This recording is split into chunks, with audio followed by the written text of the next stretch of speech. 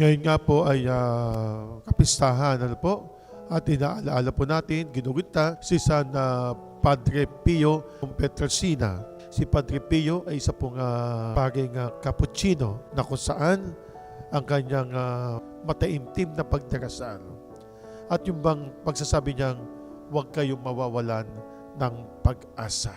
Inilaan niya ang kanyang buhay bilang isang paging cappuccino sa mga tao na nais makinig sa kanyang banal na misa.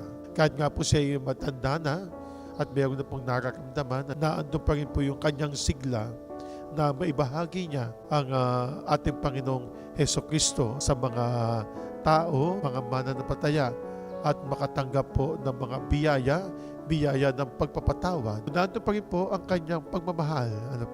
Pagmamahal sa mga tao na kung saan sila na nangangailangan, sila na naghahanap ng makakausap, at nandiyan po si Padre Pio. Sama po natin sa ating mga panalangin, sa tulong, sa pamamagitan ni Padre Pio, ang mga tao na mga nawawalan po ng pag-asa. At ganyan po naman sana po naman ay sa tulong po ni Padre Pio, ipagdasal, ipanalangin, papunta po sa ating Panginoong Diyos.